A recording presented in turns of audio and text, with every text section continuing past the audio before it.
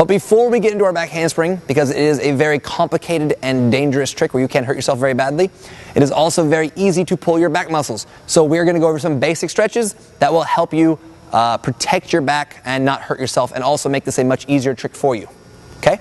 Now, as most people know, your lower back is one of the weakest and tightest parts of your body. It does not like to stretch.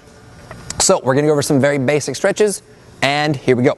The first one we're going to do, you've probably seen before, they do it all the time in yoga. We call this a seal stretch. If you do yoga or something like that, you might call it something different. It's very simple. What you're going to do is you're going to put your hands right here.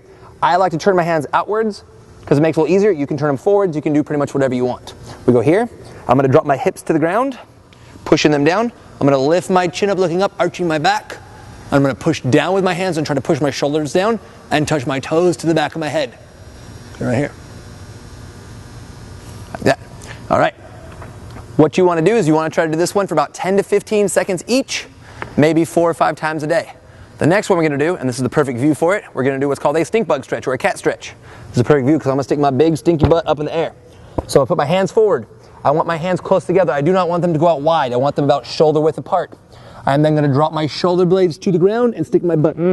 You'll notice my back legs are straight up and down, okay? That's for this reason. If I lift my legs out like this, you can see the stretch kind of loses its shoulder flexibility.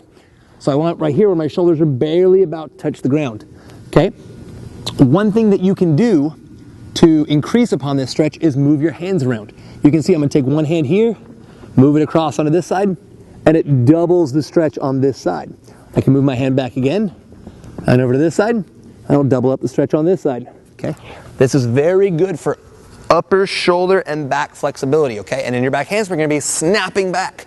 That's going to be very important. You don't want to hurt your shoulders. You don't want to stop here because then you can't get in your arch position. So you really want to get that shoulder flexibility. Next most important thing is your back flexibility. This one, everybody hates these because they're not that much fun. But there is nothing, and I repeat, nothing better for you than your bridge stretch. Bridge stretches are pretty simple. You've seen them a million times. Okay, we're going to lay on our back. I'm going to pull my heels to my butt so my knees are upwards towards the ceiling. I'm going to take my fingers, point them back towards myself so my elbows are up right here by my ears. The ceiling. Whoop, right here. Okay? Once you get this one up, I'm going to try to push my shoulders up. I can rock my body like this. This gets me a little more flexibility. If I feel really good with this, I can try to man up and lift a leg, lift a hand, whatever it is. Now it's really important when you come down from your bridge, you want to pull your knees to your chest and roll your body. You want to stay in this ball and roll up and down like 5 to 10 times each after every bridge. The reason for that is your lower back muscles do not get used that often. So when you do a bridge, you're going to stretch them very, very hard, okay? And they're going to stretch out one direction. If you let them stay that way without stretching them in the opposite direction, this hollow, since we were just arched, it's very easy to pull those muscles. They will tighten up, they will cramp, and they will pull. If you don't do bridges very often, it's going to hurt. So you've got to make sure you go the opposite direction here, roll it out, so you get that flexibility in both directions so you don't hurt yourself. Okay? I recommend for anybody trying to do a bridge, I recommend doing this stretch. This is the most important one, the bridge stretch. Try to do it 10 times a day, spread throughout the day for 10 to 15 seconds each with your rolls every time. Okay? Do that every day for a week, and I guarantee by the end of that week, your back handsprings and every other trick you do will be so much easier because back flexibility is something that most people don't put any time into. Okay?